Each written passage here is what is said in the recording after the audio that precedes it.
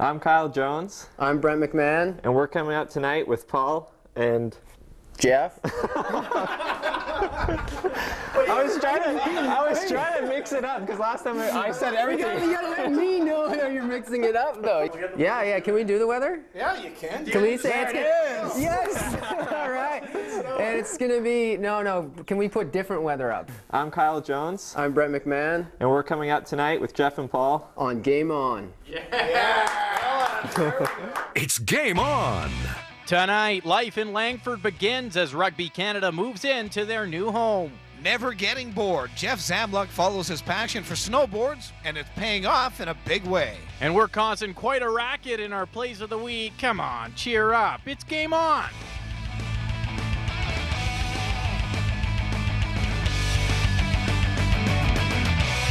Game On is brought to you by Windows West, doing what it takes to earn your business and going even further to keep it.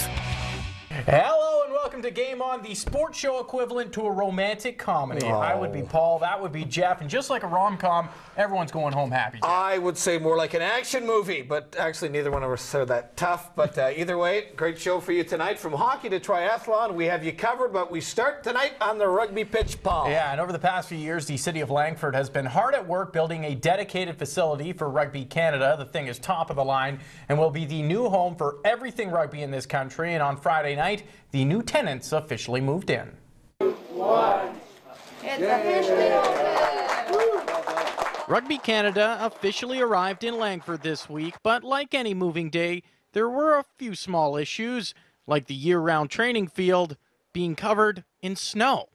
Shirts against skins out on the field. It's the first game, and start with a snowball fight. But as the snow melts away, the optimism grows for Rugby Canada, as they now have a dedicated facility to call their own. We'll be able to do gym training and field training, and obviously come straight out of that into any analysis work, or you can go to the office and have any meetings you need to. It's great to have everything in the same place. It's amazing to see the facility, how high class it is, and there's actually a lot of professional clubs in Europe that would envy these facilities and the proximity to the field. So credit to Rugby Canada and the City of Langford for getting it done. The multi-million-dollar facility is fully equipped with offices, fields, gym, and rehab center. But this wasn't so much the dream of Rugby Canada as much as it was the dream of Langford. The city of Langford really made it very easy for us. They kind of pursued us, and we jumped in, and it's a big step for us. The timing for the new facility is perfect, as Rugby Canada remains in the spotlight this year after great showings by the men's and women's sevens teams and a strong performance by the 15s at the World Cup. But now it's been built, the results need to come. There's no excuses, right? So you get supported like this, then you expect it to perform, and that's great for the fans of rugby. You want to see results and cups and medals coming back into the community here. It's great that all the players can come here to train together for 6 months. Previous under-20 tournaments, they've been together for a month before. We get to train for about 6 months together, so the results should change, and we should do really well. Right now, there's a few trophies scattered around the building, but Rugby Canada is leaving some shelf space open for the future. And to make it truly Canadian, maybe even a beard room. Is there going to be a designated beard room where you're going to hang up Kleeberger's beard or something like that? Certainly once we get bedded down, I presume there'll be a few things like that, like any business has or any office has. But right now, they're just set on settling in, as the city of Langford is now the national home of rugby. This portion of Game On brought to you by Capital Iron. There's no store like it. Very cool stuff. Can't wait to see Canada shoot up the world rankings. Great to see all these world-class athletes doing their thing in our backyard in Langford. Yeah, very cool stuff. I'd like to see Kleeberger's beard bronzed in a trophy case up there. But right now, it's time to turn things over to the third member of our team, Mike Walker, with our weekend wrap. Thanks, guys, and always a tough way to start, but the sporting world lost two greats this week. On Wednesday, Canadian freestyle skier Sarah Burke succumbed to her injuries suffered during a training run on January 10th. The pioneer and Olympic favorite was just 29 years old. And earlier today, the winningest coach in college football history, Joe Paterno, passed away. The legend spent 46 years at the helm of Penn State's program before his November downfall amid a sex abuse scandal. Joe Paterno was 85. To hockey now, and the Victoria Royals rounding out a 2-week Eastern road trip in Saskatchewan, facing the Prince Albert Raiders Friday. This game tied at 2 in the second until the pride of Parksville, Cade Pilton, rips home his 5th of the season. And after the Raiders tied it back up, the Royals respond in the form of Austin Carroll, his 4th of the campaign, before Logan Nelson will seal the deal with a breakaway marker. The Royals win 6-4 the final. Now jump to Saturday night for a wild one in Saskatoon. Victoria takes a 6-5 lead early in the third thanks to this marker from Jamie Crooks, his team leading 25th. But a few minutes after that, Blades defenseman Dalton Thrower ties it up again with a hat-trick marker. Love those retro unis. And the home side, they keep on coming. Kyle Schmidt beats Hamilton to give the Blades a 7-6 lead. They would not look back. Saskatoon wins 9-6 the final. The Royals are back at home Friday.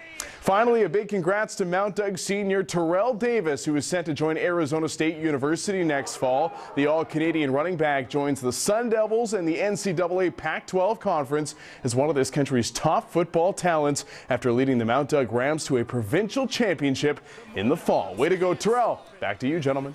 Thank you very much, Mikey. We like it. Coming up, we introduce you to Jeff Zamlock, who's building a career by building snowboards. And do you like beer? Dumb question. Well, these guys do as well. We get the lowdown on the 33rd Annual Pacific Cup. More Game On. Yeah, crack a cold one coming right up.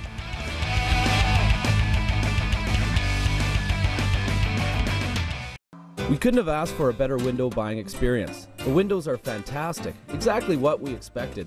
But the real key is the superior customer service from start to finish. Windows West, doing what it takes to earn your business and going even further to keep it. It's all about fit. Getting the right fit is as important as selecting the right shoe. At Frontrunners and New Balance Victoria, our expert staff assess your running physique and biomechanics to get the best fit for your feet. We have the largest selection of footwear on the island and a 30-day guarantee. It's all about fit, and Frontrunners, New Balance Victoria is a fit with our community. Supporting local groups, creating programs, and providing footwear for the needy, we're helping to make a difference. Frontrunners, New Balance Victoria, locally owned, community driven. Megan, she's so happy in life. She's always smiling. When Megan was 2, she had meningitis. They had to amputate both her legs and 9 fingers. Megan copes really well with her amputation. All the support that Warham's have given Megan, all the prestiges and all the moral supports, is making the person she is today. Yeah, she's really determined. She wants to do everything by herself. I like to play.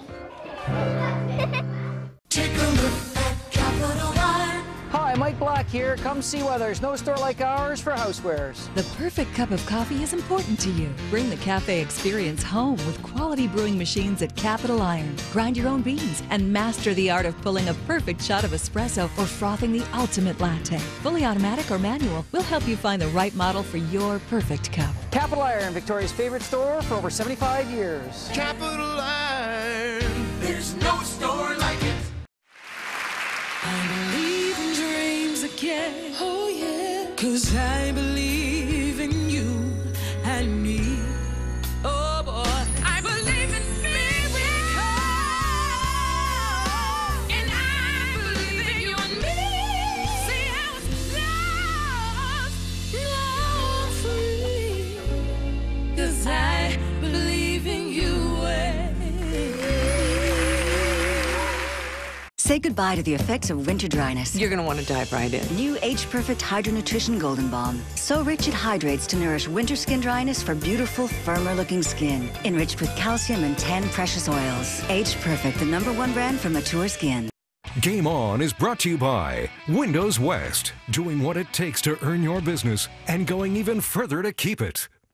Well, hi there, and welcome back to Game On. Make sure to stick around for our Sports Cage when Canadian triathletes Brent McMahon and Kyle Jones talk to us about the upcoming Olympic Games. Yeah, hoping to see both these guys representing Canada in London in a few months. That's coming up in a bit, but first, we're talking about a local guy, Jeff, who's turned his passion into a career. Yeah, he has a great name as well. Jeff Zamlock has always had a passion for boards, from skim to surf. He loves to design and ride them, but now Jeff has turned his passion to snowboards, and it's turning into quite the career. Magic. Michael Walker has the story.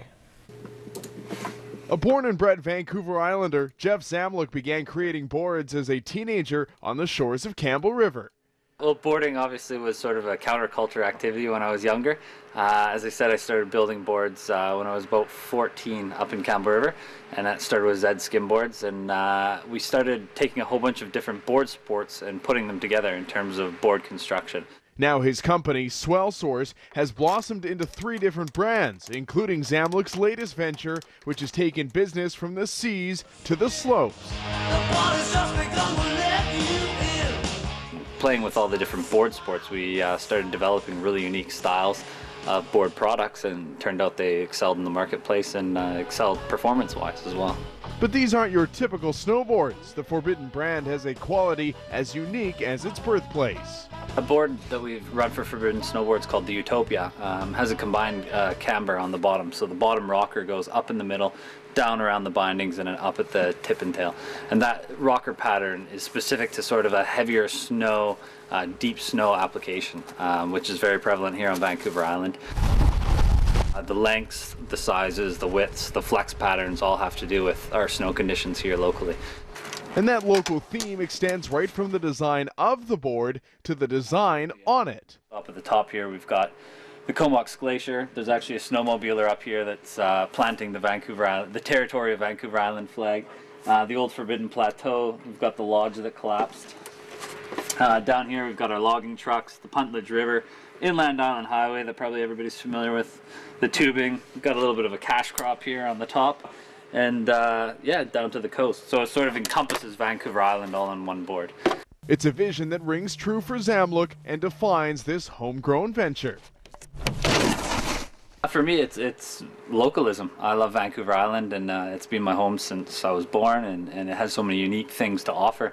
There's no reason that it shouldn't have a unique snowboard brand to go along with the island. We have no ambitions of grandeur or anything with this snowboard brand. We're just going to keep it local, we're going to keep it simple, and keep producing a high-end product for Islanders. Thank you very much, Mike. Very cool stuff. I'm going to switch gears to hockey now. Jeff, you had the very tough assignment to cover the Pacific Cup this week. Yeah. Tough, sort of, yeah. Every year, 130 rec league hockey teams converge on Victoria for the annual Pacific Cup. And while there's plenty of different age groups and skill levels, the emphasis is certainly on the fun and maybe the odd cold one as well. Well, a lot of guys have been together for 15 years. Oh, you've been coming over here a good 10 years plus? Is it really about the hockey, or what's it all about? Let's be honest here. Absolutely, it's about the hockey. It's about winning, and it's about having a good time with the boys. I like beer. Some guys 4 years. Wow. And we're not any better. No. How many years to this tournament? Oh, 62, 30. 20 or so, yeah, 25, 30. Is that how many? Yeah. So I'm one of the younger guys, as you can tell. No, we want the beer. That's what we're here for. When you burn the midnight oil, you got to put the rosters together. You got to be organized. You have to be organized. So I finished this about midnight, and then had some pasta and went to bed. Oh, okay, good. And as a matter of fact, I love beer.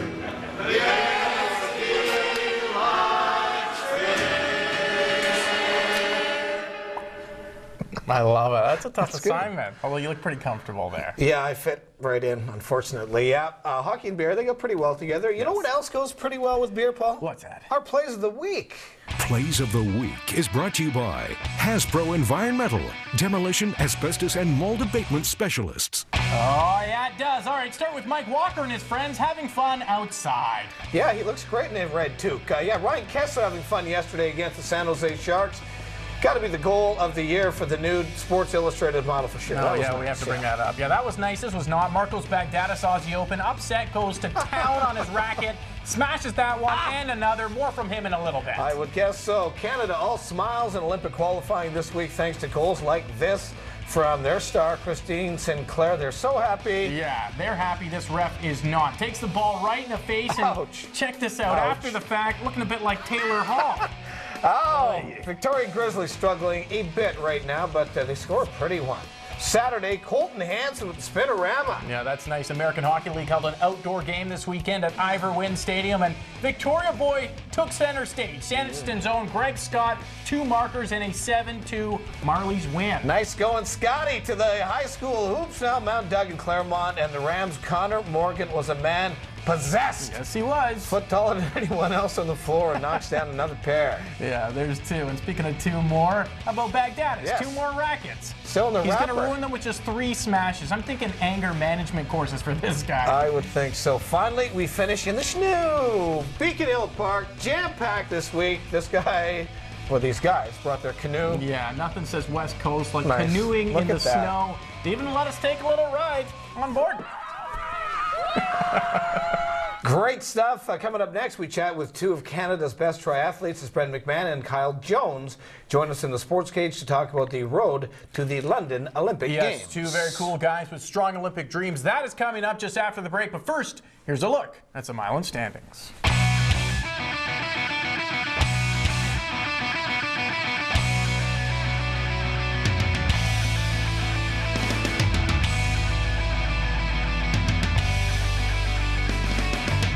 Island Standings is brought to you by Frontrunners New Balance, locally owned, community driven. Is your house built before 1990? Before you start that renovation project or buy or sell your home? Hazardous asbestos and vermiculite could have been used in the material to build your home, in the drywall, flooring, furnace ducts, siding, and roofing. In Victoria, Hasbro Environmental will safely and effectively remove these dangerous contaminants. Protect your family. Call for your free consultation, 250-891-4977. Call Hasbro and breathe easy.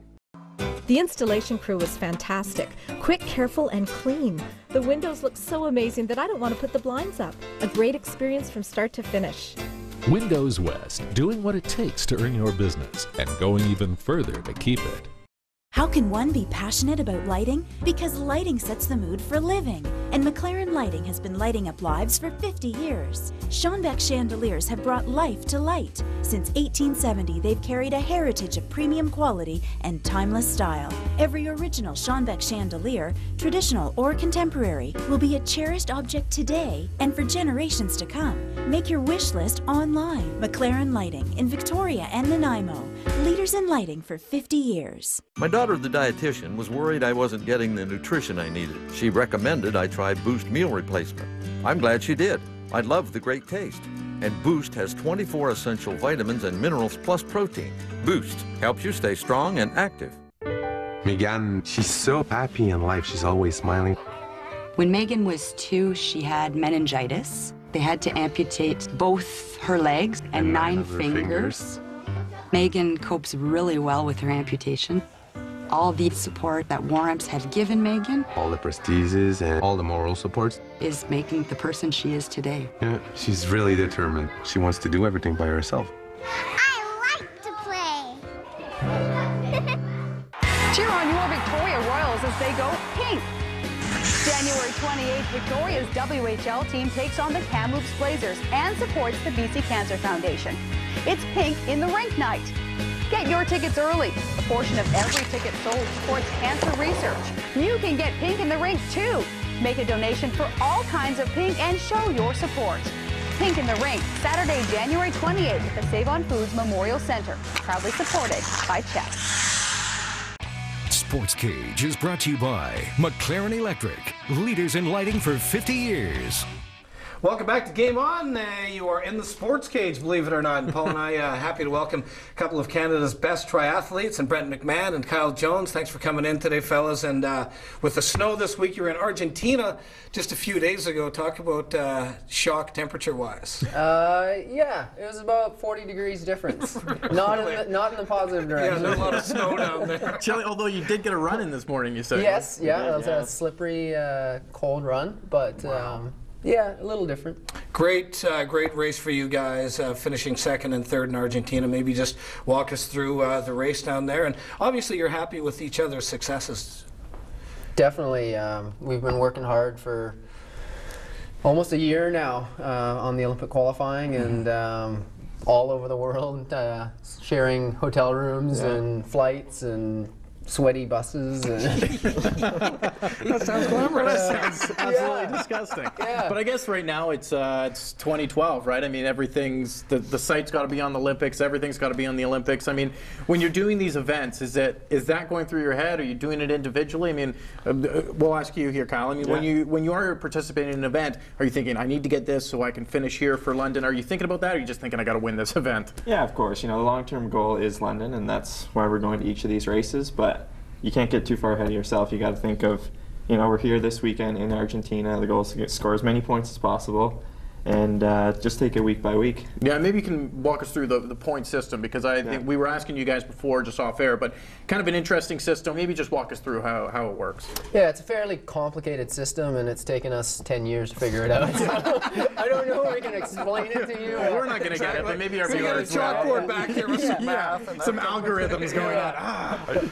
But essentially, it's based on the world ranking, and we're trying to have our 3 guys ranked higher than the 9th country in the world. Right. So that we're number 8 country, which gets us in 3 spots to the Olympics. And that's doable, you guys believe?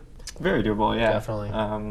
You know, we've raced consistently sort of over the last 6 to 8 months now, and if we can continue doing that, then it shouldn't be a problem. And when you think of the sport of triathlon, of course, the god of triathlon, so to speak, is in our country is Simon Whitfield. And I know that you competed in the 04 games, and you're looking to compete in your first Olympics. Yeah.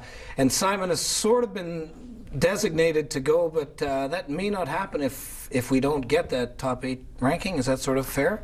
Yeah, right now he's been nominated by Triathlon Canada, so they've given him a discretionary spot. Right. But yeah, that's still dependent on how things shake out. If we have 2 or 3 spots, without getting into too many details, he would have to stay ranked as one of the top 2 guys. If we end up with only 2 spots and he's one of those guys, then he'll earn a spot. He'd have to beat out you 2. Does that put a lot of pressure on you guys? Am I following in the footsteps of a guy like that? Because, I mean, both of you are very successful in your own right, but it's tough to follow a guy like that, right? I think it raises your game, though. Right. Ultimately, you want to... There's the bar. Right.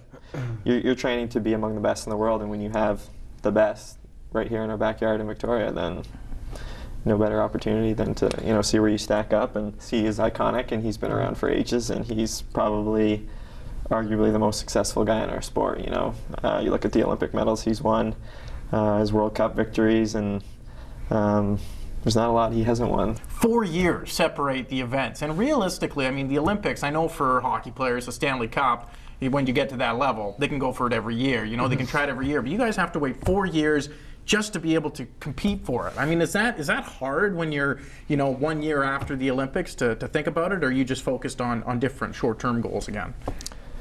Yeah, I think so much can happen in a 4-year span. Yeah. We have athletes on the girls' side, for example, that at the end of 2008 you'd say they were a shoo-in for 2012. Right. Yeah. But for injuries or whatever, they're in a difficult spot right now. The women are trying to get 2 spots, let alone 3. So, right.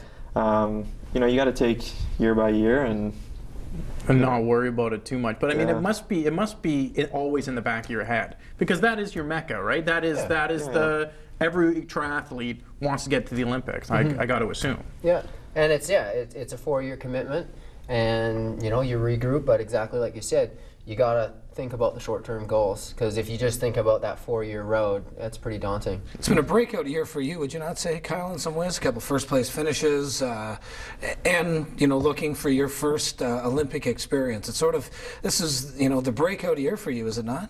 It was, yeah. Last year was a huge confidence booster for me. I performed really well. I had surgery the fall before, so a bit of layoff there, and then was able to come back really strong. So set me up really well for this year. This year is going to be what really counts. So it's come a long way. And do you talk Olympics with these guys? Do you lean on Brent and say, what can I expect? What do I need to do to get there? Or do you talk to Simon about that?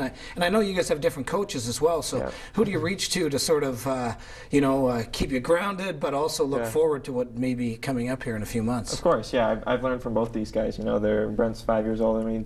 Simon's 10 years older than me. I trained with Simon and Brent for years, and just training alongside them, you learn so much. And I've picked their brains over the years about preparation, and of course leading into the Olympics. I was in Beijing as the alternate, but got to see sort of how it works behind the scenes, but you know, to actually go and compete is a different story. So.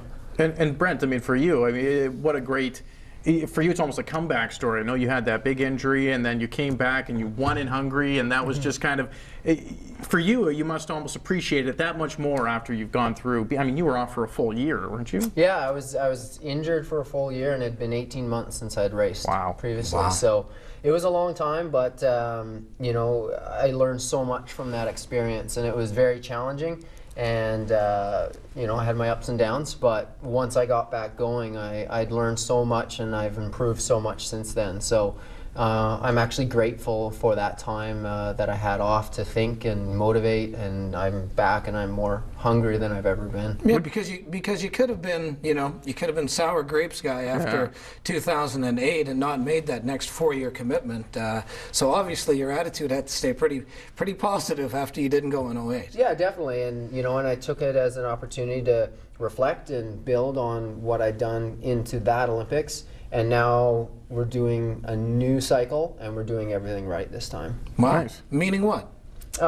Just proper training, taking responsibility for everything, and you know, if something goes wrong, it's my fault first, and then build off of that. So it's been challenging, but it's been exciting. With all the, you know, this being the mecca of triathletes in the country, and so many young triathletes that'll be watching and watch you guys and admire what you do. What's your you know, biggest thing you might say to an up and comer? You know, is it perseverance? Is it work ethic? What's the biggest secret to success in this business? For me personally, I work ethic really stands out. You know, I don't consider myself, you know, super talented by any means. You know, I was a good runner in high school and stuff, but you know, swimming wasn't my forte, and I had to work at it. You know, I'm going on 10 years now, so. But yeah, you know, I don't consider myself one of the most talented in the race, but yeah, work ethic has definitely got me to where I am now. So. Brent? I think you hit both of them. It's work ethic and perseverance, because without work ethic, you're not going to get there. Without persevering through tough times, you're not going to get there. Yeah. Well, guys, thanks very much for coming in. Good luck. We'll keep track of you guys for sure over the next few months. Thank you very much. Yeah. Here's Kyle Jones and Brent McMahon, and Paul and I saying goodbye. That's it. Another edition of the Sports Cage and Game On here on Check. And of course, each and every Sunday night, 6:30 and 10:30 right here on Check. It is Game On.